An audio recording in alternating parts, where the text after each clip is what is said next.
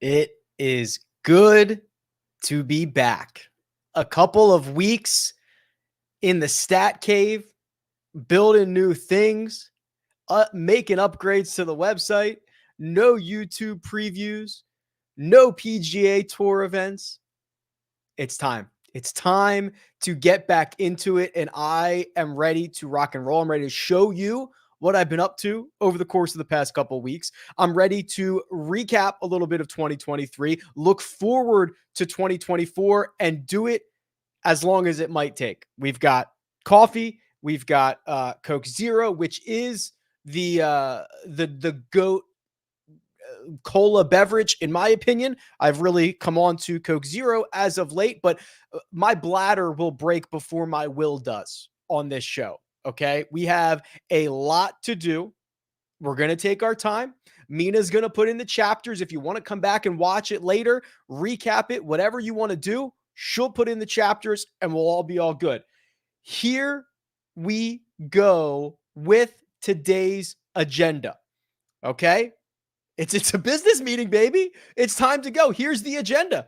2023 recap. We'll only spend a little bit of time on that. Then we're going to look at some bounce back candidates for 2024, guys that struggled, who might statistically be modeling out to show up well in the new season. I'm going to unveil at least 2 new tools that will be available on rickrungood.com shortly, which I've never done before. I have never pre-shown them. I'm going to do it today. And then I'll maybe tease a couple of other ones. We're going to look at some new guys to watch, maybe some Corn Ferry golfers. I'm going to show you, we're going to do this all in real time. I'm going to show you the back end of my database. We're going to make visualizations as we go. I don't care how long it takes. We'll do it. Talk about some LIV golfers. We will go through the 2024 fantasy rankings. We'll do a little bit of a mock draft, maybe the first couple of rounds or two. I have to pick the draft order for our $1,000 draft, in which I need one person to fill that spot. More on that in a second. We'll talk about overall one and done strategy. I will answer any questions that you have, and then maybe I'll give you an idea of what else will be coming down the Rick Run Good pipeline here in just the course of the next couple of weeks. Drop your questions in the chat. I will go through them as necessary. So I already see that Garrett has a question in regards to a mock draft. Garrett, I will cover that when we get into that section. So I'll try to use these throughout as we go on. Evan says, how will you celebrate the imminent Spieth slam? If Jordan Spieth wins the Grand Slam next year, I will get a Jordan Spieth tattoo of whatever you choose, Evan. How about that? That is how we will celebrate. Let's jump in to this. We've got right out of the gates 2023 recap. I wanted to show you a couple of quick things here. I'm going to go back to my newsletter because this is always something that pops up that people really like. The most valuable golfer of 2023. So Kurt Kitayama, if you would have bet $100 on Kurt Kitayama in every single start last year, you would have made $23,000. Obviously, the 250-1 win at the Arnold Palmer Invitational is the chunk of that. It's not the chunk, it's the entire thing. One win, and then I think, 20 not wins is $23,000. Lucas Glover would have made you $12,000. Wyndham Clark would have made you $10,600. Brian Harman would have made you $7,600. And Keegan Bradley would have made you $5,900. Those were the best golfers that if you bet $100 on them every single week, you would have profited the most. The returns for the big boys are not nearly as good as you might think they are. Scotty Scheffler goes out and has a pretty historic season. If you at short odds every single week, if you bet Scotty every single week last year, this year, 2023, you would have made $850. Xander Schauffele, another year, another big negative number in this department, down $2,100. If you bet Victor Hovland like I do every single week, good on you. Up $2,300 if you bet $100 on him every single week. Max Homa would have broke you even, and a couple of guys that had some disappointing weeks. Now, here is something I'm going to do. I'm going to show you the back end of one of my tools here real quick, just to kind of give you an idea of some more golfers, because people are always like, oh, well, what about so-and-so? What about blah, blah, blah? Okay, let's do it. So bear with me. I'm going to present a different screen here. and I'm going to share this. So this is just a list, okay? So here are the most profitable golfers. We can look at this from a variety of different ways. The fact that there are only, 20-ish golfers that if you would have bet every single week would have turned you a profit. And then obviously there are like hundreds of guys that would have lost you money every single week. If you look at how frequently they played, these guys are all losers. Adam Long, Mark Hubbard, Kevin Tway, Nick Hardy, guys that played 30 plus times in 2023 did not cash you anything. The golfer who played the most, who returned you an actual profit, was Emiliano Grillo. 27 starts, $4,400 in profit if you bet him every single week. I believe the win was Byron Nelson off the top of my head. Does that make sense? It was definitely one of those Texas events. Nico Echeverria, that win was very early in the year. I think it was last swing season, would have made you $4,000 at 26 starts. And then you get to Brian Harmon, a rare, high value, big returner at $7,600 if you bet him in every single start. Now, when you look over here at maybe I'll save the fantasy points conversation for a little bit later, but average odds. So if we flip this around and look at the golfers with the best odds, I showed most of these, but I want to go a little bit further here. The profitable golfers that had longer odds than what I showed you in the newsletter. Corey Connors, thanks to his victory at, was it Valero? Did he win that again? Did return you a profit of $400. Siwoo returned you $2,600 in 25 starts. Let's see. Chris Kirk returned you $1,300. Akshay returned you $1,300. Basically, everybody else here is a loser. This is hard. It's hard to do. Now, obviously, you're not expecting to actually go out and bet these golfers every single week. But if you did, this gives you an idea of the ebbs and flows. Looking forward to 2024, what I want to do is I want to show you, or I want to just dive into a couple of things here. And we're going to do this together. I've never done this before. I've never truly just opened up the back end and gone after this. And we're going to do it right now. So we're just going to make some very, very simple lists. I am going to try and zoom this in, make it a little bit bigger. Let's see what we got here. All right. So we're going to look at every golfer in 2023, and we're going to look for bounce back candidates. So what I would like to do here is find the guys who played the best, and then also see how many wins did they have, essentially. Okay. Did they win or did they not win? Let's see. Wins. Great. I'm going to clear out some of these, filters here. Okay. So the way that this reads, and what I'll do is actually probably do this by average. So the way that this reads, and let's do at least 50 rounds. Greater than or equal to 50 rounds. That should do the trick. All right. Boom. So the way that this reads is that Scotty Scheffler gained 2.3 strokes per round in 2023. That turned into 3 wins. Rory McIlroy, 1.92, 3 wins. Jon Rahm, 1.92, 5 wins. Look at these two big gaps here. Patrick Cantlay, Xander Schauffele gained more strokes than everybody but Scotty, Rory, and Rahm. 0 combined wins. You'd think that would turn around. We're going to dive into another metric here in a second, but that's win luck, right? I mean, these guys are playing well enough. They both played better than Victor Hovland in 2023. Victor got 4 wins. Patrick and Xander did not. Here's Colin Morikawa, who just got that win late in the year. We talked about that a lot throughout the year, that he was on the verge, or at least playing to a level capable of winning, and it just wasn't happening. That is win luck. So when you start to see names here with gaps, Eric Cole, 1.3 strokes gained per round. Nikolai Højgaard had 3 worldwide wins last year, played slightly worse than Eric Cole. Wyndham Clark had a major championship, and a signature win was worse than Eric Cole. Adrian Meronk, 3 worldwide wins. Matt Fitzpatrick, 3 worldwide wins. These guys all worse than Eric Cole. So you start firing this up and saying, man, your bounce back candidates. Call it a bounce back for Patrick Cantlay and Xander Schauffele. I don't care what you call it. Eric Cole appears to be on the verge of a big year. Russell Henley, Yannick Paul. Some of these are obviously Euro Tour guys. We can filter that out if you want. Or what we can actually also continue to do here is break this down a little bit more. What was Scotty's big thing in 2023? It was his outrageous tee to green play, right? So here's Scotty Scheffler. Nearly a full stroke better than everybody else from tee to green, 3 wins. Well, Patrick Cantlay shows up well there. Xander Schauffele shows up well there. Let's get rid of the Euro guys real quick. We'll just do the PGA Tour guys.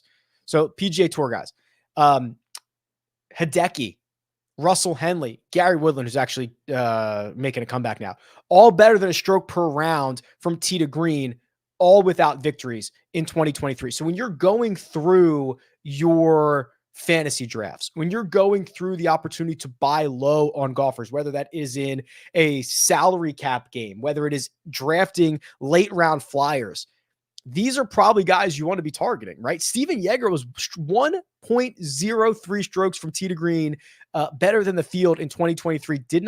I'm not even sure he sniffed a win. Did he have a podium? Do I have a podium thing in here? I have top 10s. Let's do this. Let's do top 10 percentages.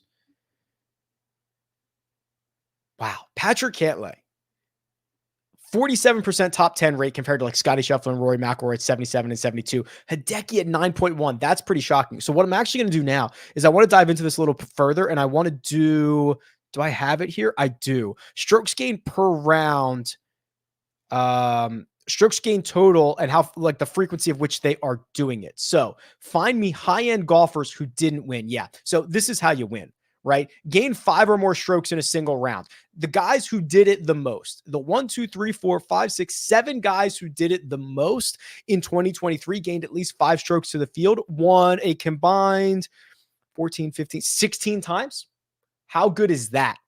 Right? So you've got to have ceiling weeks. You got to have ceiling rounds. Without them, it's just almost impossible to win on the PGA Tour. It is so deep. It is so difficult. This is all available on rickrungood.com, by the way. The strokes gained total stuff, that's the distribution is on the power rankings. So you can go check that out. But this is just a nice way to look at it. We seem to be on the verge of Denny McCarthy breakout, a Eric Cole breakout, maybe even a Sam Ryder type of situation. But you can see the problem with Ryder is he has these really high upside weeks, but he doesn't have enough of them. You know, his gaining 5 strokes to the field 7.5% of the time is almost identical, only 9.6% of the time, where he gains 4 or more, where you'll see a lot of these guys gain 4 or more twice as often as they gain 7, or excuse me, as they gain 5 or more. So there really is not, it's either all or nothing for Sam Ryder, which is a little bit concerning. You can have one really good round and then kind of punt it away after that. And then you can see the guys, you know, so what is it? The reverse bounce back. The guys that maybe had too much win luck, guys that when they got into contention, everything fell in the right order. Justin Rose, you know, he had a great year, only gained 5 or more strokes to the field, 4.7% of his rounds, got 2 wins on the year. He only had 31% of a top 10 rate, got 2 wins. Lucas Glover, same thing. All of his damage was done in like 4 weeks. Sepp Straka might be in there. I mean, Rory McIlroy, right? Rory McIlroy did not win enough, but the metrics are much, much better than those other guys. So another way to look at it, I thought that was a little bit interesting. What I want to do is dive into a couple of specific golfers and golfers that I've gotten the most questions about over the course of the last couple of weeks. We'll start with the obvious one, and that is Justin Thomas. What is Justin Thomas going to do in 2024? I'm going to share my screen, get you on the right window here. We should be good to go. All right. So here's JT. I'm pretty much in the category of Justin Thomas is going to have a really nice 2024. I think he might win the Masters. Okay. Just kind of throwing that out there. Since the end of the playoffs, his advanced metrics have started to come back, gaining multiple strokes on approach. You love to see it. A little bit relying on the short game. However, That's always been a strong suit of his. So I'm not worried about that. The putter had started to make gains, and even losing 2 strokes to the field at Albany, he was able to finish third. So you look at his major championship record, and specifically, let's look at the Masters record. Had that really good trend of, finishing, better every single year, 39th, 22nd, 17th, 12th. Then he had the 21st and the 8th place finish, right? So those are obviously he missed the cut in 2023. He had a horrible 2023. Somebody said to me, he can't putt at Augusta National. Well, we've got some of the strokes gained metrics. In 2 of his last 3 trips to Augusta National, he gained strokes putting. So I don't think it's completely out of the question that he could find a hot putting week, be phenomenal around the greens like he is usually, gain a stroke per round with his approach play, and get himself in contention and hope things fall in his order. Cam Young, probably the second most requested golfer here. And this has actually had a little bit of a change as of late. Cam Young's 2023, not good. Well documented. I really worry about his short game.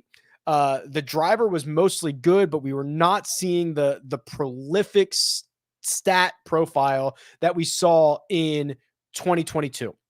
The news as of late, which is, I don't know if this is good, bad, or indifferent, is that the highly anticipated relationship with Paul Tesori, Webb Simpson's old caddy, is over. 1 year, they've moved on from each other. I don't know whose decision that was, but Paul Tesori is now on Brendan Todd's bag. And that is kind of a shocker, right? It is not often that you get a huge move like that in the caddy player world, and this highly anticipated player gets one of the best caddies in the world, and then they have a dud of a season.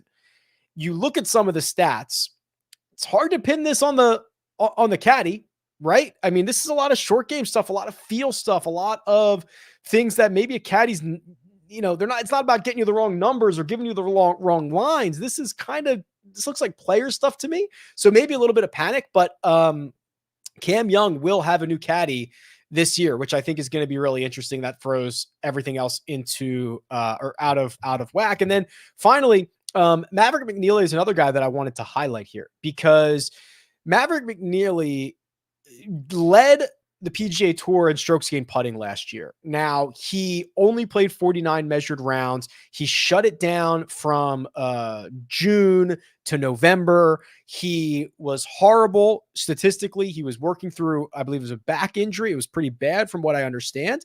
I ran into him the other day at TPC Summerlin. He said it feels good to be going full tilt again. I attribute the vast majority of these horrible results to the injury, which I think is fair. He got hurt at actually he was battling it earlier in the year. Phoenix is when he withdrew. Remember, he putted it into the water and then he withdrew. It didn't get any better after that. The stat profile that I think might be interesting is if he is healthy, are we going to get a 2022 version of himself? Because if we get a 2022 version, the ability to catch fire with the putter, he was a positive ball striker most weeks. I think this could be a really good buy low spot for Maverick McNeely, especially kind of late in some of your drafts. Early in, he's going to play Sony, right? So early in the year where nobody wants to touch him and he's been toxic and he's going to come in at 1%, things like that I find interesting for Maverick McNeely. Okay. Let me find a quick question or two. Okay. I'm going to unveil the tools in a second here. Excuse me. I'm sipping. Zach says, is Rick taking over the written content with the Andy departure?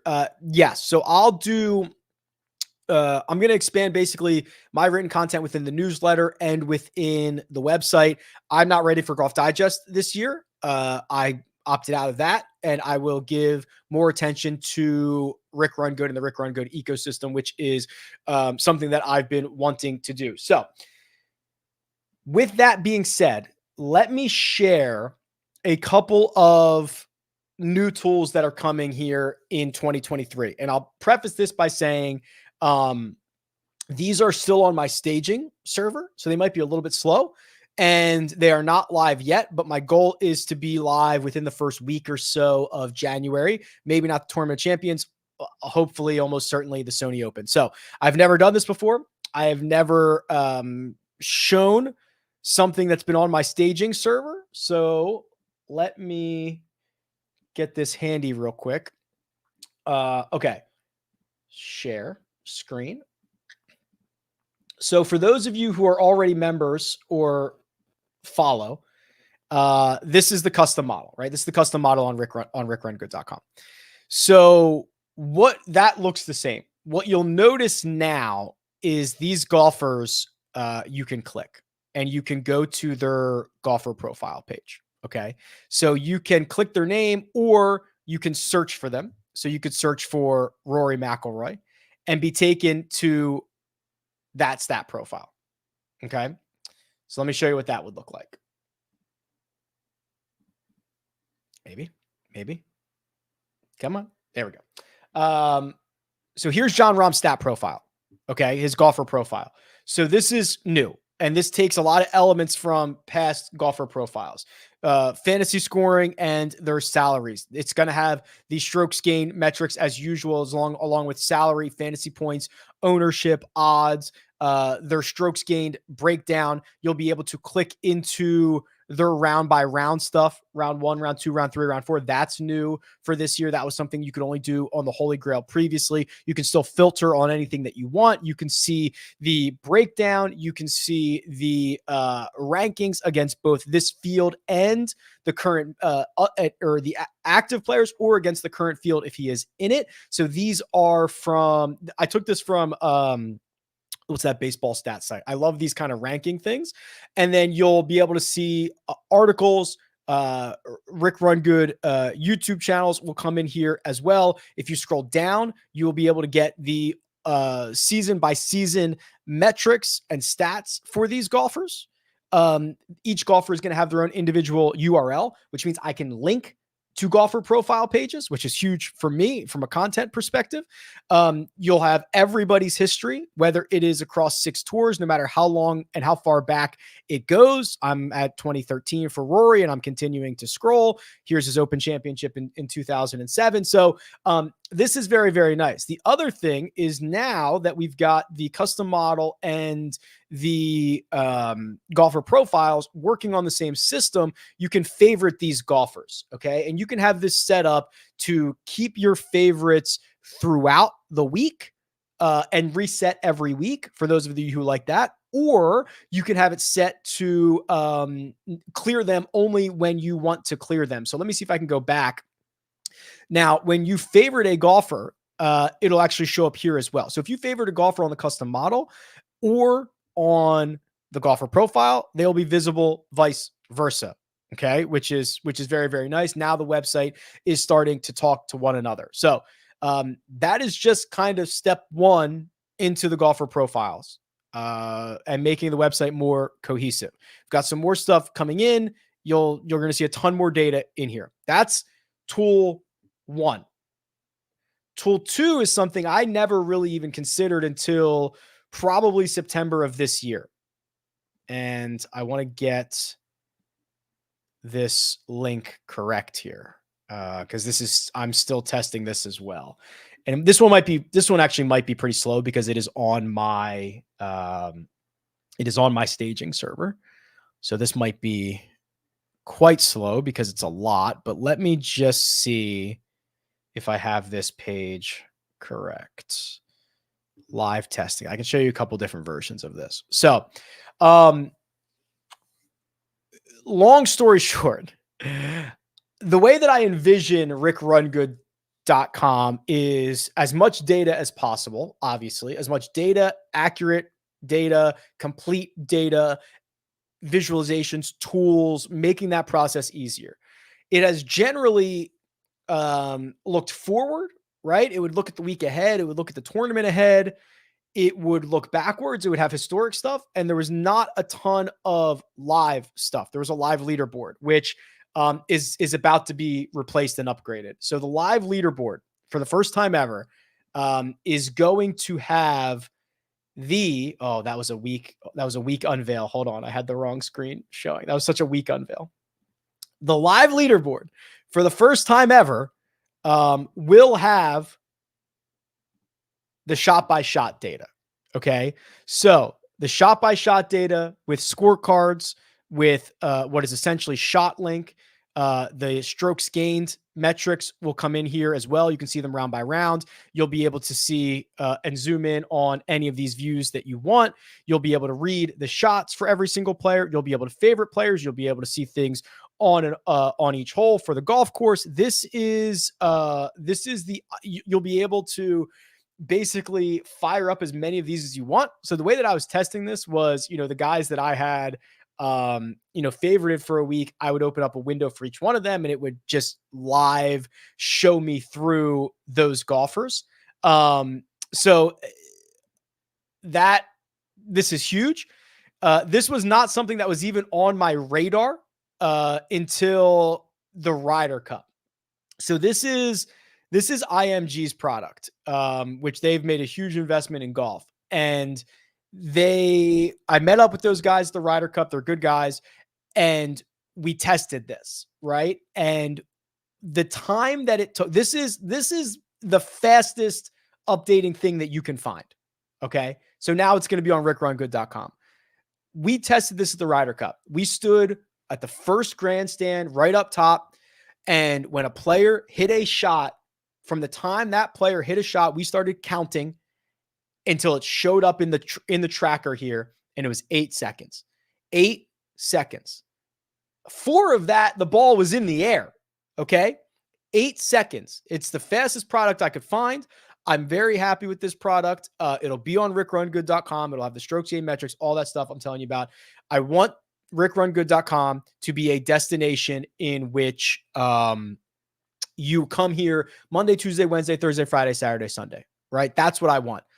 Also, it's included, right? If you this stuff that I'm showing, like, I'm not raising prices. It's not an add-on. It's included.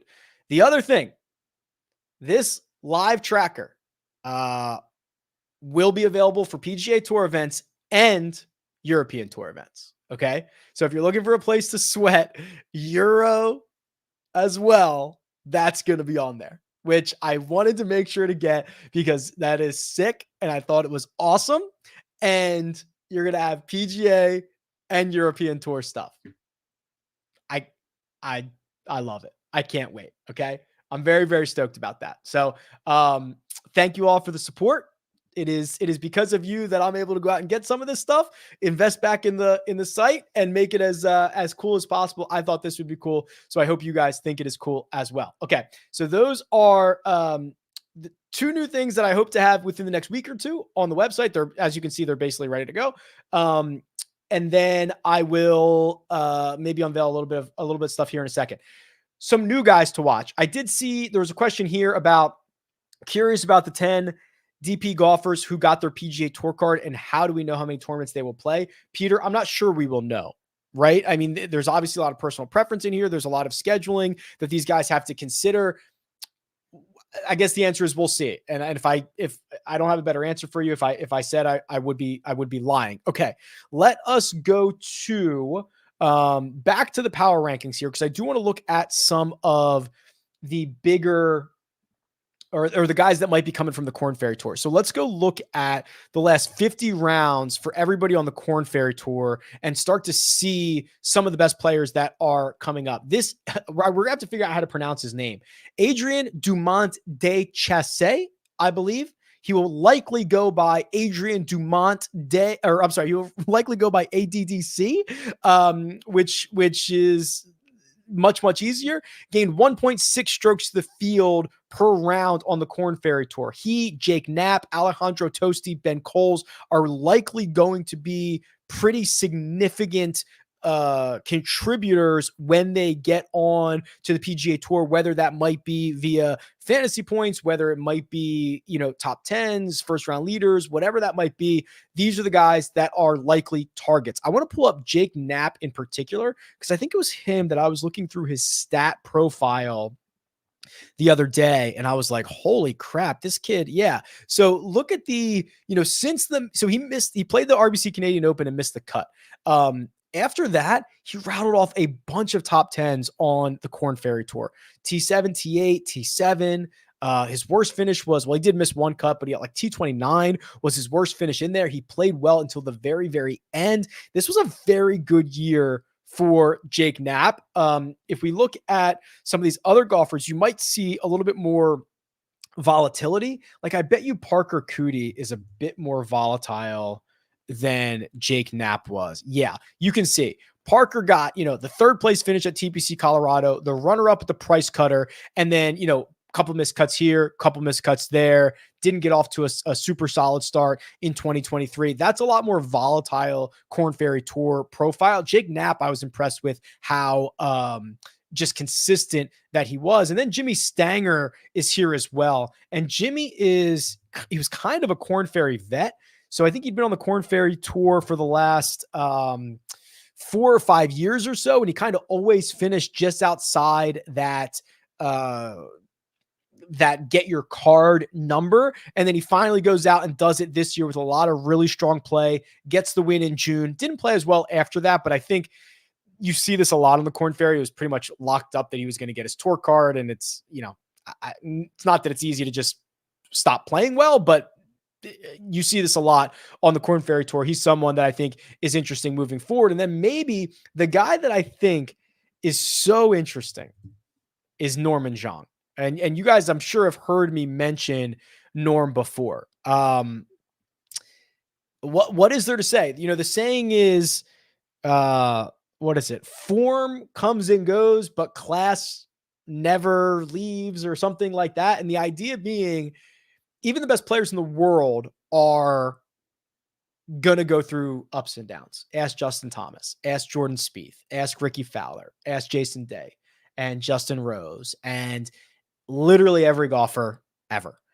Now, Norm has never had the level of success of those guys in professional golf, but Haskins Award winner out of the University of Oregon, just absolutely dominated college golf a couple of years ago. Finally starts to get back on track this year. Has a runner-up finish in Knoxville, wins at Ohio State University Golf Club, has a couple of good finishes. I think he's going to be incredibly volatile. I think he is like a dream first-round leader type guy, a dream showdown guy.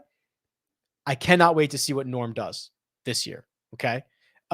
Circling back, there was a comment about Euro head-to-head matchup. Grinders are going to love you. Yes. So the way that I understand this tool to work is that you will be able, let me see if I can do this. I just shut it down. I'm trying to bring it back up here. Is you could basically you can favorite like matchups and or groupings and follow the groups, right? Which I think is pretty cool. So it should be very easy to sweat head-to-head matchups and things of that nature, which was kind of the point. Okay. What else do I have? Will there be? Yes. So there are tutorials right now. So I get this question, not as I've done a better job of letting people know where the tutorials are. I send it to you in an email, when you first sign up, things of that nature, but there is actually a YouTube playlist, that looks like this on rickrungood.com's YouTube. Go under playlist. It's there. That has tutorials on all of these tools. Now, hand up, I need to update some of these, right? Some of these have gone through some pretty significant upgrades over the course of the last year or so, and I need to update this. So I will update this, PSU Dad, but know that when I do, those tutorials will be dropped here into this playlist, just because it's easier and I can be constantly updating them and whatnot. I will get to season-long fantasy in just a few minutes. Okay. We are at this portion of the outline. We are at LIV Golfers. Okay. So I'm going to pull up some of the LIV stats. Then we got some fantasy stuff to do. I will continue to try to circle back and get some questions. But if you want to throw some questions, comments, concerns in the chat about anything you want, this time is yours. Let's get after it. I'm very excited for the new year. If you haven't seen, the Century salaries are out. So I will have the cheat sheet and everything updated either tonight or tomorrow for the Tournament of Champions, or it's not called the Tournament of Champions anymore, which will be a lot of fun as well. So keep an eye out for that information. We're on to LIV. So what I want to do is a couple of things here. And I'm going to go back to my back end. And what I'm going to do is I'm going to share my screen. And we're going to make just a little report, very down and dirty report here for the LIV guys. So we've already got wins in here. We've got top 10s, although I guess for the LIV guys, we should probably look at top 5s. That's probably a better metric here. So we'll do top 5s, wins, and I want to do a couple of different things. But what we're going to do is just LIV rounds. And I'm going to have to remove my filter for number of rounds because these guys don't have as many rounds as everybody else. We're going to throw this in. All right. So this is going to be called golfer. This is going to be called rounds, strokes gained, blah, blah, blah. Okay. Then we were also going to do strokes gained total, average. Okay. So now we can look through these LIV golfers. Now, this is just 2023. Bryson DeChambeau appears to be poised for a pretty big year. Okay. I like the way he looks, both physically and the shape of his game. I like the metrics of how often he is gaining 4 or more strokes to the field. It is a lot. I like the metric on how often he's gaining 5 or more strokes to the field. I like that when he's getting in contention, he is winning. I think that there are a couple of really good spots for him at major championships, specifically Pinehurst. I saw that there was a question about that earlier. I think that that's probably a pretty decent spot for him. I'll be very interested to see major championship numbers on Bryson DeChambeau. If you look about the rest of this LIV field, DJ is still the 5th best golfer on LIV in 2023, but that was a pretty sharp decline from the 2022 version of him. That is something that gives me pause, right? So if you are looking to add these guys to the end of your roster, if you're looking to pick them up in fantasy before you get to major championships, I obviously think Brooks is number 1. I think Bryson is number 2, and I think Cam Smith is a pretty strong number 3. I'm starting to get a lot of hesitance towards DJ until we at least see maybe a first couple of starts for them. I think they start in February, and we'll see where Gooch kind of winds up in this whole OWGR situation, whether he's going to end up playing major championships or not, as it is. Some of the guys that you were expecting a little bit more out of, obviously there's the Matt Wolfs of the world, but we did not get a good 2023 from Eugenio Chacarra. Lost a quarter of a stroke per round. Same number for Paul Casey. The other one that I thought we were going to get a pretty good run from is, where's Sebastian Munoz? Here you go. Oh, that's not the right. I might have to combine his stat profile. Here we go. Munoz was better than I anticipated. Just kind of looking through some of these guys and seeing if there's anybody that stands out. So I don't know what the future of LIV is. I don't know if these guys are going to come back to the PGA Tour. I don't know if PGA Tour guys are going to go there. I don't know if these guys are going to play majors. I think that in the state of worldwide golf, easy to be bullish on Brooks, easy to be bullish on Bryson. I do want to dive a little bit into Cam Smith here. I want to pull up his stat profile for a moment, if you guys will humor me as I do that. So Cameron Smith, because I think there is a little bit of, I want to see if there's anything to be concerned about here with Cam, if I remember correctly. Yeah, look at this dip here. So this dip, never mind, it updated. did he play the Aussie? Hong Kong third. Okay, this is probably better than I thought. So he won in Bedminster. He had a couple of below average finishes, but he did play better. I guess that team event, they finished 9th out of 12. That's not very good, but this is honestly better than I thought it was. I thought he had a worse year than that. So he is definitely, for me, that third LIV golfer when we get to major championships. Now, when you start drafting them is a whole nother story. I don't even know if they're worth drafting, as opposed to just kind of picking up as you get closer to major championships, something like that. Maybe you get Brooks late, depending on how many roster spots you have available. Maybe not. Okay. I've got a couple of other things here. So, are you sipping the good stuff from Mickelson's Wellness? This is actually from a solar company.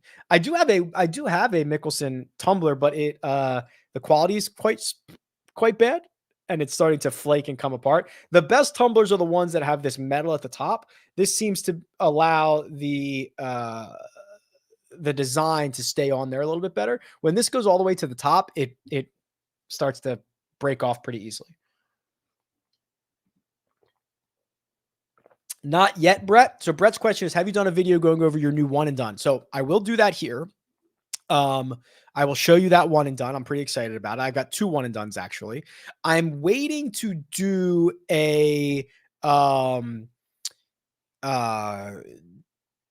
what's it called? Oh, like a tips for 2024, something of that nature.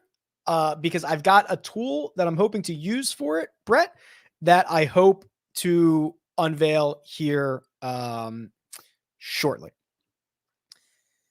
What about injuries updated? Listen, I think Matt McNeely's feeling better. I don't know. Which ones do you want to talk about? Rick, do you not play DFS anymore? No, I actually play more DFS now than probably ever. This was the hero. I won a very small $100 single entry for $1,100. I just don't talk about it. Right. So the thing for me is DFS is not my income. Obviously, betting is not my income. Obviously, I like the process. This has never been about me. No one should care if I win, lose, or draw. Right. It's about the data, the interpretation of the data, all that stuff. It has never been about me. So I just don't really ever talk about it. Okay. Fantasy stuff. So, perfect segue, James, who says, pump for one and done, going to join the Splash contest, never done fantasy. Where can that be done? And are you hosting? Okay, there's a lot to unravel there. It is all underneath my agenda here. So that is good. So we'll be able to do that. So let's start with what is going on with season long. Where can you play and all that fun stuff. So season long fantasy golf, which looks like this. I've been playing it and we've been playing it. I think there's almost 2,000 of us last year on Fantrax. Okay. So it's not great, but it is probably the best thing out there. You will run into issues, I promise you, but it is probably better than anything else that currently exists. So the way that this works is you draft a team, very much similar to fantasy football. You pick starters each week. You get points, whether that's fantasy scoring or money. Talk about that in a second. And then you play against other owners. Okay. So last year, I was the commissioner of like 40 leagues. That was way too many. So I had to do payouts. I had to make sure they were full, all that fun stuff. But I was willing to do it because we needed to get it all set up and everybody on the same page. The good news is all 40, like those leagues can now just continue, right? So whoever is in those leagues can go on to Fantrax and restart those leagues either with the same people or new people and just run it right back if you want to do that. The other thing is this spreadsheet still exists. So what I will do is, Mina, maybe we could get a link to this spreadsheet in the description or in the chat, maybe. If you can't find it there, if you go to my newsletter, rickrungood.com/newsletter, and look for a recent post. Oh boy, that's embarrassing. Took me to my landing page. That's what it's supposed to do, though. And go to my recent posts. Let me find it real quick. Dashboard. Oh, there it was. Season long one and done updates. It looks like this. This has all the information for you, and that link is in there as well. Kyle, who is in the chat, has been very helpful in creating some of these leagues. So thank you, Kyle. You can see that he has leagues posted here. So you can see, this league, Bomb and Gouge, has 3 spots remaining. It's a $50 entry. It is the link to join is right here. Kyle's got a couple he's got one that's full here. He's got one with 4 spots left. So you can go through and do this, right? This is all, come join a league. I'm just asking for people to be commissioners. And all it is to be a commissioner, you don't really have to do anything. You just have to set up the league and post it in this spreadsheet. That's it, right? If you know people that you want to invite, send them the link. So there's a bunch of different entry fees in here. Thank you for those who have posted it. It's just good for the league, but I'm hoping a lot of people are just re-upping their league from last year. So James, you can go sign up for one of those leagues. Now, I will also say this. I have 1 spot available in our $1,000 league with, God, I don't want to leave anybody out, but Keith Stewart, Jason Sobel. I think they were in the championship last year. Joe Idoni at that league. There is 1 spot available in that league. We had one guy who didn't come back. If you want to join that, email me. I don't know how I'm going to pick them. Maybe I'll do it randomly. But if you want that, email me. We'll get you in that league. I made a couple of rule changes for this year. I made the rosters bigger, 14 instead of 12. I made the starters smaller, 4 instead of 6 starters.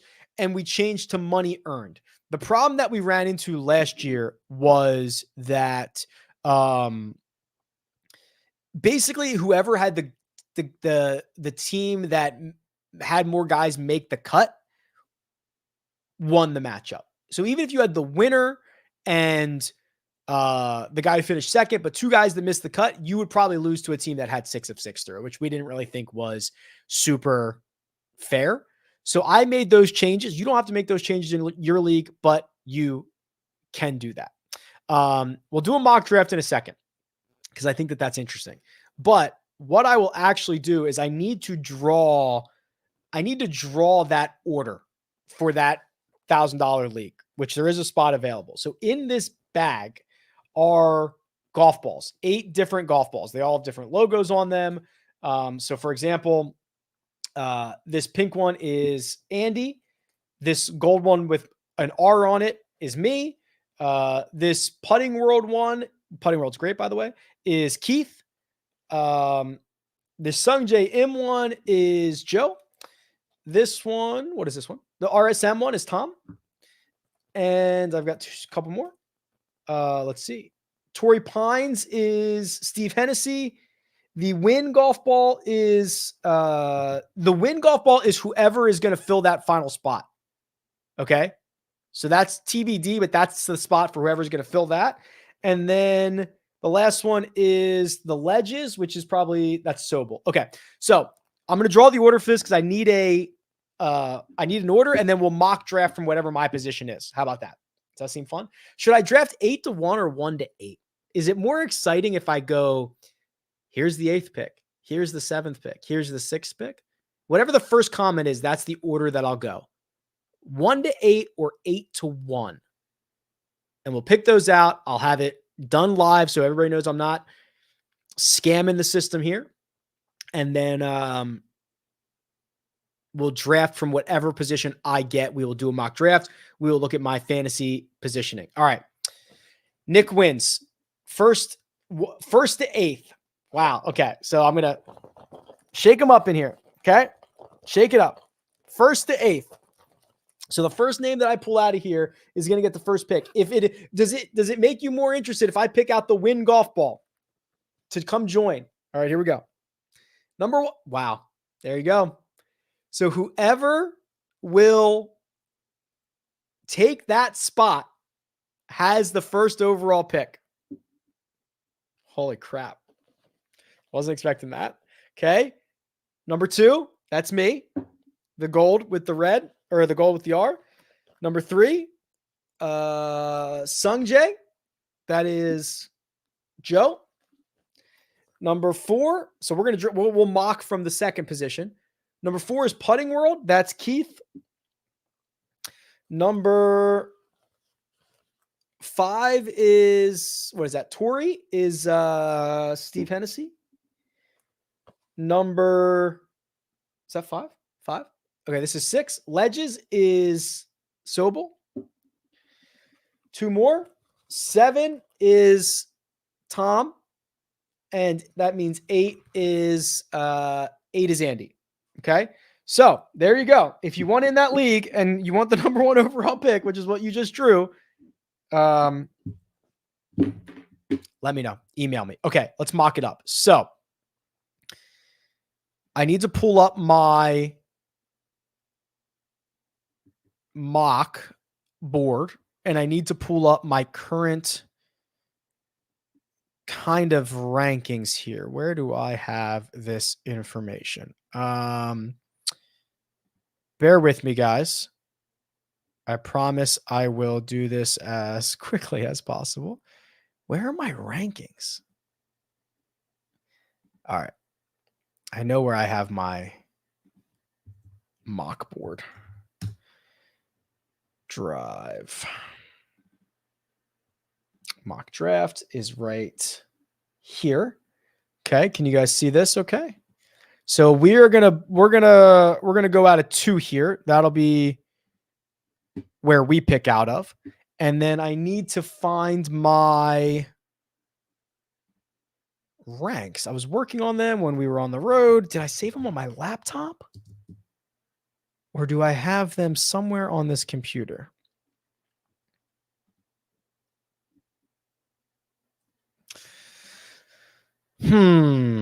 Sorry, guys. Oh, I got them here. Okay. So let me pull up the Excel version of these. Okay. All right.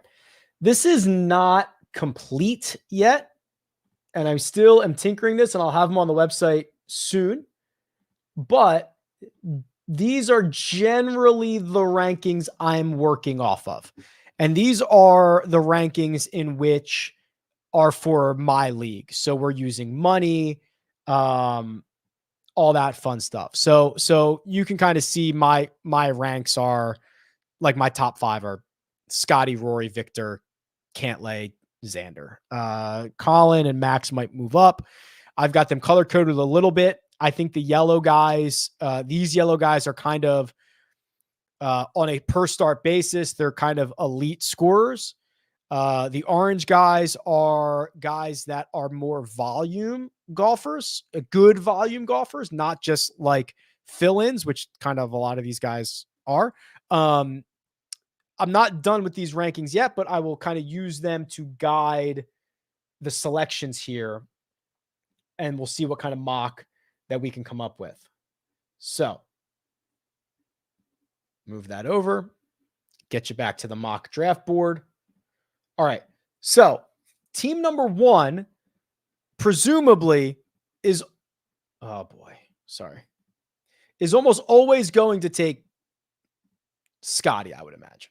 I don't think there's much reason not to. Scotty plays a lot. He scores a lot, and he makes a ton of money. So I imagine first pick off the board is going to be Scotty Scheffler, which does kind of put team 2 in a little bit of a pickle. The safe play is Rory McIlroy. Rory makes a ton of money. Rory plays in all the big events. He's obviously in all the signature events. Even when he doesn't play, even when he doesn't win, he is likely to finish inside the top 10. His top 10 rate is just outrageous. Okay. Piles cash. The other option would be to take Victor. If Victor had, you don't get the bonus money for winning the tour championship, but he had a couple of wins before that. He made a ton of money in the major championships. I think you'd be fine to go either place. I like to be a little bit safer and would probably go Rory McIlroy. Victor would then probably go third, and then 4 and 5. I think the next. So, I think there's a big three now without John Rahm, right? So Rahm in the format that we play is only going to be available to you 4 times a year as of recording this, unless something changes. Okay. So Rahm, I mean, I had to drop him very, very far down the board, obviously. So I think there's now a big three. 4, 5, 6, 7 are kind of similar. That's your Cantlay, Xander, Morikawa, Homa. Those guys, I could see them going in any order. If you told me today, pick a golfer for 4, I would probably go Xander because he plays a little bit more, played a little bit more than Patrick Cantlay, has a huge kind of top 10 number, even if he doesn't, even without winning, makes a bunch of money. Though I suppose if you worry about LIV defection risk, he would probably be up there. So if you did want to go like Max Homa or Colin Morikawa here and skip those 2 guys, I wouldn't mind that. Okay, so actually let me kind of just run these in tandem a little bit. Or actually, we'll come back and do it again. So you probably go Xander, Patrick Cantlay, Max Homa, Colin Morikawa. Now, Team 8, it's not a super great spot. You're going to get 2 picks in a row, but your picks are probably 2 of Fleetwood, Hatton, Minwoo, Tom Kim, Sungjae Im, or you could. So this is when you are on the corner, when you're on the turn, you kind of have to reach sometimes because that golfer might not be there for you by the time it gets back to you.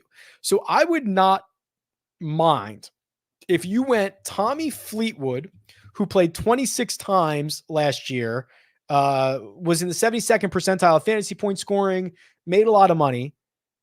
And then you went Ludwig Oberg. Okay. So there would be your first reach out of the 8 spot. I have Ludwig like 15th, and I think that's very high, very generous, but there's a chance that he's a league breaker, right? There's a chance that Ludwig breaks the league. If you look at his stats, he scored more fantasy points than every golfer except Scotty Scheffler. He only had 18 starts. He finished in the 84th percentile of DraftKings scoring on average, which was better than everybody but Scotty Scheffler. So very, very small sample size. You're getting mini Scotty. Then it bounces back. Now here's where you could go. So Morikawa is pretty high risk. Could you get somebody who's a little bit safer? Sungjae Im, I think, is the pick here. If you go back and look at one of these posts that I made, let me see if I can find this post real quick. There was, I think it's here. Okay. The conversation between elite scoring, elite volume, et cetera, et cetera. So Eric Cole was elite volume, elite scoring. Mark Hubbard was elite volume, not so elite scoring. Scotty Scheffler was elite scoring, not so much elite volume. The guy who was pretty awesome at both was Sungjae. Scored more points than Victor and Wyndham Clark and Xander Schauffele, and did it in many fewer starts than Mark Hubbard, Nick Hardy, all these other guys, or in more starts, excuse me. So you're going to get more starts from Sungjae than a lot of these other guys. So I would not mind if you rolled out a Sungjae Im there with Colin Morikawa. That feels pretty safe. Now, Team 6 has Max Homa. You could go Hatton here. You could go Minwoo here. Again, that's a little bit of a reach. I wouldn't mind it. Or I would probably go Matt Fitzpatrick. This would be a really solid start. Then you go Cantlay, probably takes. Now you've got LIV defection risk. Are you good? You could just go back to back and say, if Cantlay and Hatton go to LIV, I'm screwed. Okay. You could say that, because if Cantlay goes, you're probably screwed anyway. So you might as well double down on it. If you did not want to go to Hatton, this is where you could do Tom Kim. And then maybe Hatton goes here with Xander. And then that probably takes Minwoo Lee off the board. Minwoo Lee or Wyndham Clark. And then this is where I would probably be. So the options here are Eric Cole or probably Wyndham Clark. I'll take Eric Cole in that spot. Again, I think he's on the verge of a lot of good stuff. I think he's staying. He's probably going to play a ton. Then you could go Wyndham Clark, Denny McCarthy, which I think is another guy who's due. This also then gives me either Fowler, Henley, or JT. If I'm buying Justin Thomas, I can buy him here, which then probably goes Russell Henley, or actually it probably goes Sam Burns, Russell, Ricky. Sahith has to get in here somewhere, which is probably here. And then the final two could be, you could take a couple flyers here. I mean, we haven't taken Spieth yet. We haven't taken Cam Young yet. We haven't taken Tony Finau yet. How anybody are going to handle those guys? Those are all your buy low candidates. I would probably go Spieth and then Finau, something of that nature. There are big name players who struggled in 2023 that are going to put guys in a little bit of a pickle when it's time to draft them. So I would like to avoid having to make too big of a decision on Spieth, too big of a decision on Finau. I'm happy to take a stand on Thomas and Ludwig and Sungjae and Eric Cole. I don't necessarily want to take stands on Xander and Cantlay. If you end up in the 4 spot, in my opinion, it is so close between these 4, Xander, Cantlay, Homa, Morikawa.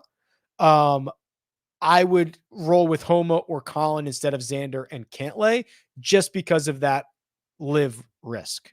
I believe it to be pretty real.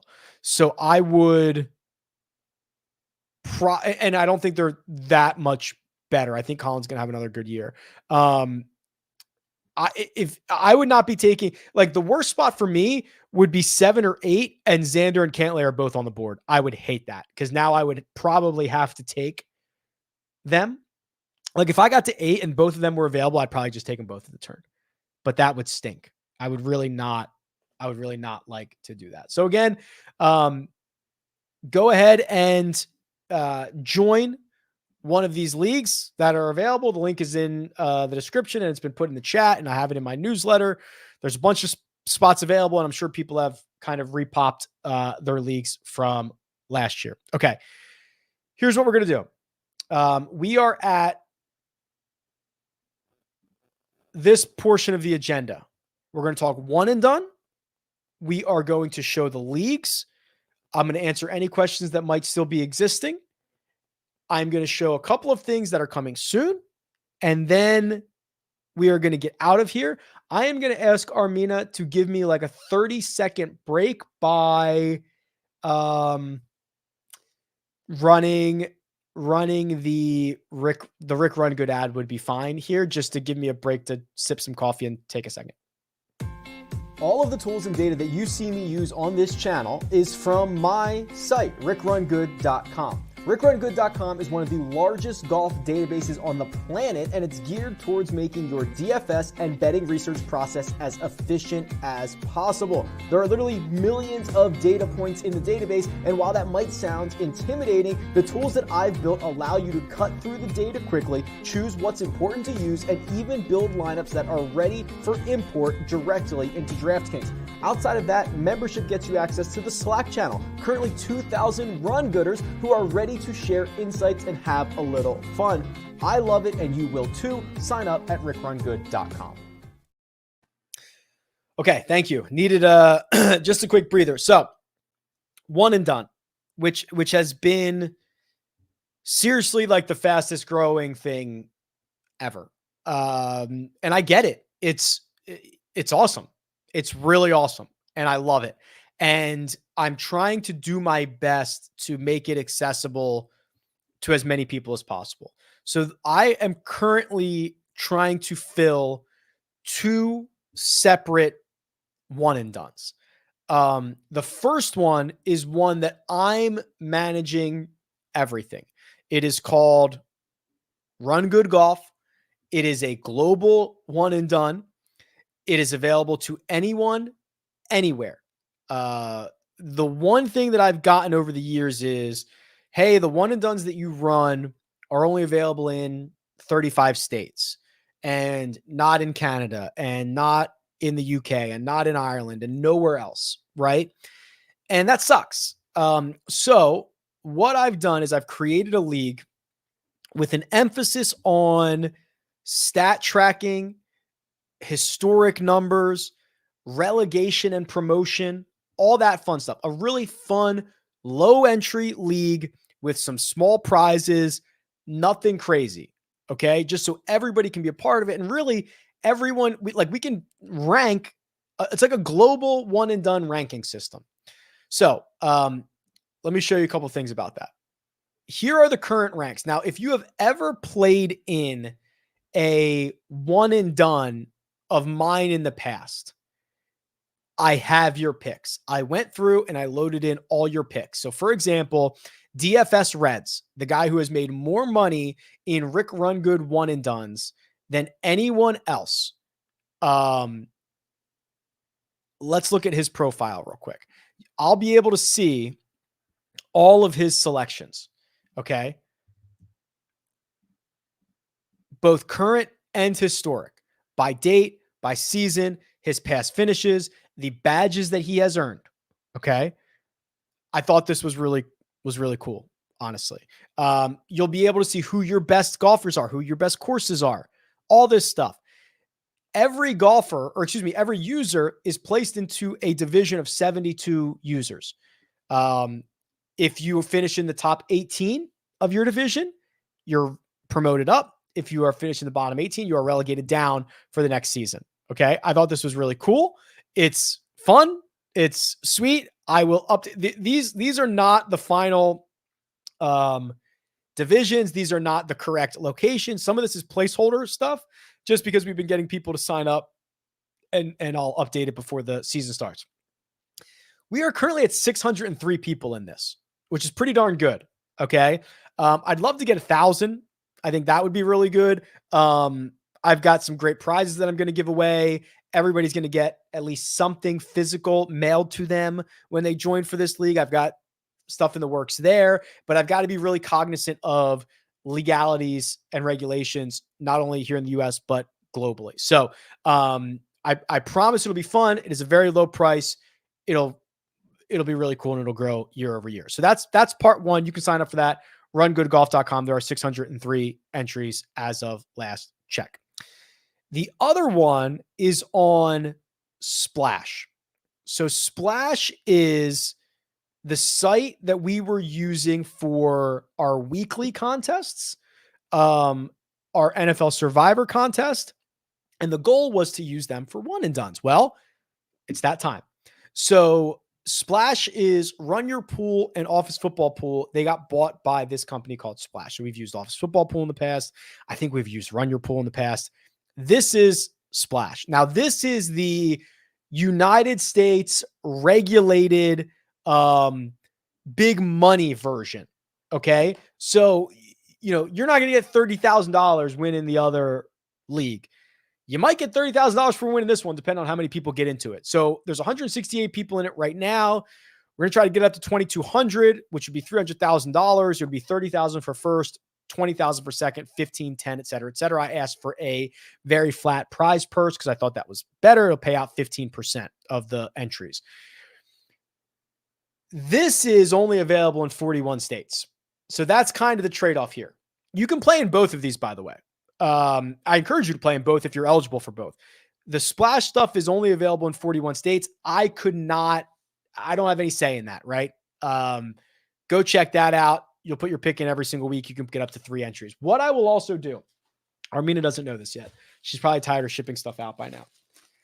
What I will do is if you sign up for Splash or have already signed up for Splash and you take a screenshot of your entry and tweet it at me at Rick Rungood, I will not only pick somebody to pay for their entry, but I will pick somebody to get this authentic pin flag that was used on the greens at the Players Championship every single day on number 4 in 2004, which was Adam Scott's year.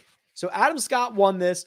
This pin flag flew on number 4 every single day. I've got the certificate of authenticity from the PGA Tour and from Fanatics. It has been guaranteed. I will also give that away. I'll actually let you pick. I've got hole 4 and I've got hole 14. You can pick which one you want. But you got to enter the Splash contest and send me a screenshot on Twitter. Thank you very much. Armina's going to hate mail all this stuff out. Okay. Brett says, so we shouldn't worry if we see our profile now, it's gone. No, like what you're seeing here is like the numbers are right. The earnings are right. All that stuff is right. But like these locations I just made up, these are random locations. These are random flags. You know, you're going to be able to sort by, you're going to be able to say, I'm the best person in Canada. I'm the best person in Mexico. Maybe you'll be able to say I'm the best person in Pennsylvania, whatever that is. This is just placeholder stuff until we get the actual final users who are in here. So don't worry about that, Brett. Just give me time on that. Okay. Let's talk a little bit about strategy here. So what we don't really know yet, or at least at last check that I saw, is that we don't know the actual purses for most of the events, which is kind of annoying, right? So we know the purses for the signature events are going to be probably 20 million bucks, right? We know the Players Championship is probably going to be 25 or 30 million bucks. We don't know whether the Valero Texas Open or the Zurich, or whether that's going to be 8, 9, 10, 11 million dollars. We don't know that yet. We don't know what the major championships are going to be yet. It's just very, very annoying stuff. So it's hard to really get your finger on the pulse of that. But what we found last year is the critical nature of not just the 4 major championships, but of those signature events. And who won those signature events last year? Pretty much the big boys, right? Rahm won the Century. Last year, Phoenix was a signature event. Scotty won that. Rahm won the Genesis. What else was a signature event? API. Kurt Kitayama was really the only long shot that won one of them, right? Scotty won the Players Championship. Rahm won the Masters. Was the RBC Heritage a signature event last year? I can't remember. Wells Fargo, Wyndham Clark. PGA Championship, Brooks Koepka. Memorial, Victor. Was that a signature? It is a signature event this year. I think it was last year as well. So the good news for that is there was a time where everybody just took their top 4 players and played them at majors, when really now it's probably going to be better to use them in the signature events, especially if those signature events end up being 80 players and no cut. There's still so much that has to be figured out for 2024. It's shocking that we are days away from flipping the calendar and this stuff has not been announced by the PGA Tour yet. But the good news is, you know, you can access the LIV guys in the major championships. You can access the other big boys here in the signature events. I think it makes it a lot more compelling about the one and done situations. And then the other thing that I want to do a better job of for this year is making sure that everybody uses all of the good golfers that are available to them. I've probably mentioned this before, but I get so many comments of like, you know, it's the last 6 weeks and I've got the top 10 players in the world left. And it's like, what are you doing? Why did you do this? So, again, this is kind of a little bit of a tease. It's not quite there yet, but I spent time in Denver this off season, if you guys remember that. And that was a business meeting. I was working with a partner that we've worked with before to create a one and done tool that helps you with all of this. I'm not going to name it because it's not live yet, but the goal is obviously to have it live here shortly, where you'll be able to put in who you've selected, who you haven't selected. Be very similar to that NFL Survivor tool that we used, just like that, to really help with all this. So when I have that available, I hope to share it with you guys. But I really think that using all your golfers, and then here's the other thing. The size of your pool is so critical. So last year, let me pull up 2 examples for you. Last year, I'm going to show you 2 different one and dones. My one and done, which had 1,100 people in it, is right here, right? Okay. The winner of that pool league needed $27 million to win. And it was pretty close. 26 million, 26 million, 23 million, and 23 million from the top 5 players. I was in this league with 188 golfers. Where is, oh no, they might have taken it down. Oh no. Oh, maybe they're turning it over for the new year. Dang. I thought I was going to have a really good example. But it was 188 golfers. I had, I think, 20 million, and I ran away with it. I won by like $5 million or something like that. My point being, the amount of money that you need to earn is very, very closely tied to how many people are in your one and done. I know that sounds simple, but it's beyond critical. And there are lots of ways to get to $25 million, and it is not with picking Doug Gim to win the Valero Texas Open or something of that nature, right? So unfortunately, I wish I had more one and done strategy to get into, but we don't have purses.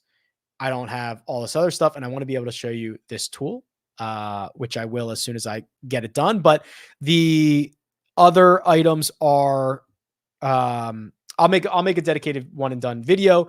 Go sign up for Run Good Golf. Go sign up for Splash. All the links are in the description. Get after it. All right.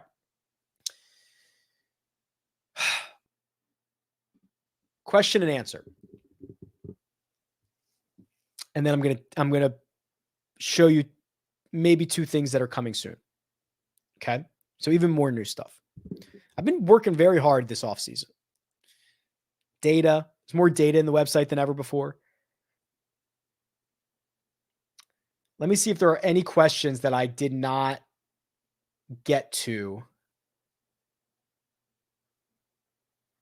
So Garrett, just to circle back on this, I think taking Ludwig 4 overall is a bit aggressive. So I would go Colin or Homa here, and hope that Ludwig gets back to you. Hopefully there are not a lot of people who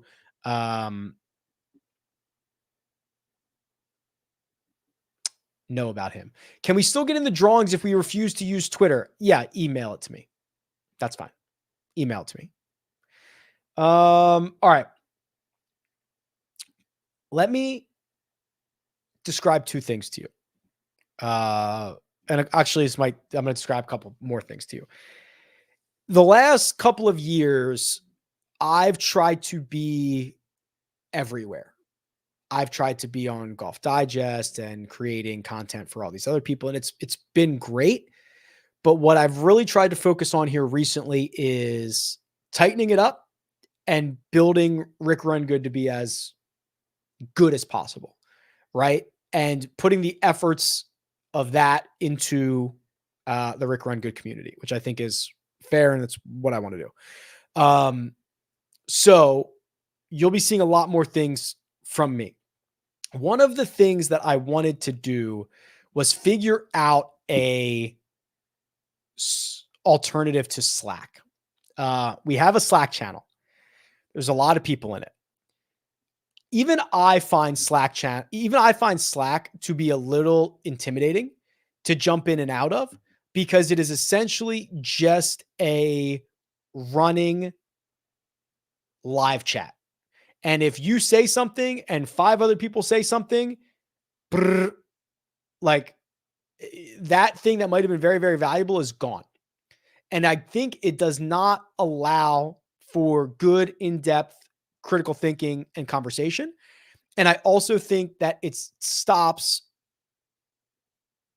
new people or people that are a bit intimidated to jump in and out from getting involved in the conversation. And I don't want to do that. I want to make it very open. I want to make it very accessible. Again, I've never shown this before. And this is something I'll be launching here shortly. And I've thought about Discord. I see you, Brett. I've thought about all these other options, but I think the thing that is best for this community is essentially a forum, a message board. And you can see that I've been testing it out.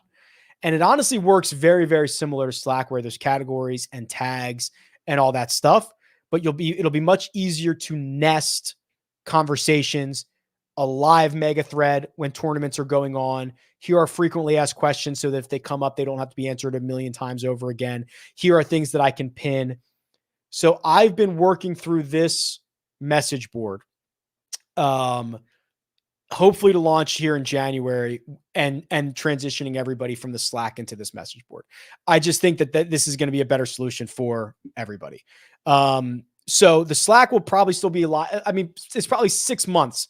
Even if this forum launched tomorrow, I'd probably keep the Slack open for like 6 months. So you got like 6 months on Slack, but I just think this is a better way. I can put images, I can link things easier. The thing with Slack is a very powerful tool, but we don't pay for Slack because Slack is a business tool. I mean, if we paid for Slack, they would want like 50 grand a month. Like it's made for corporations. And then because we don't pay, we don't get like all the great stuff.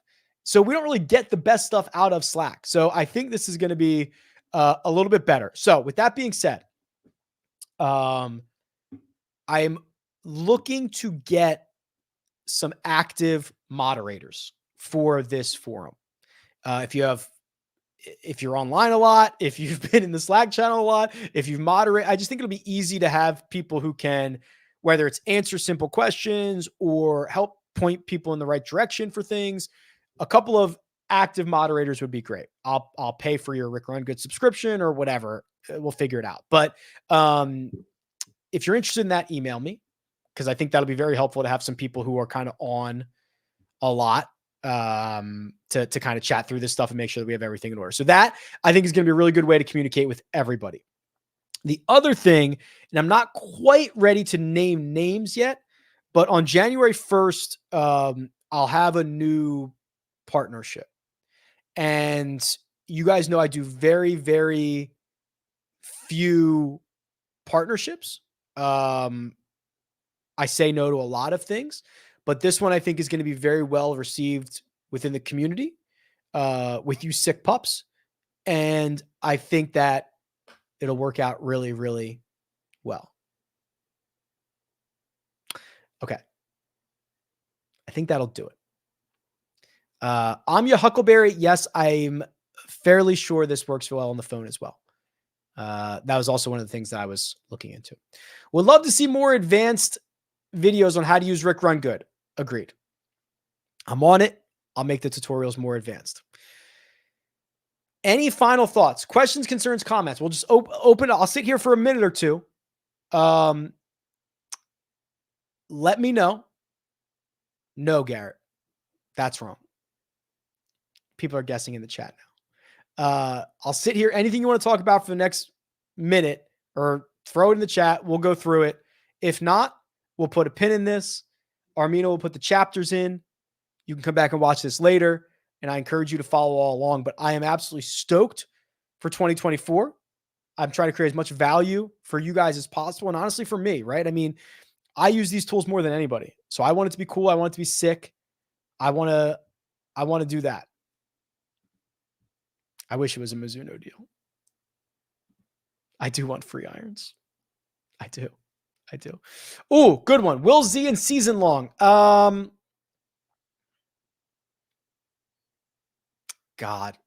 I would take him like 15th at the lowest, somewhere between 15th and 25th, something like that. Any way to see old Andy weekly blogs? They should be on the website. Should be able to search them.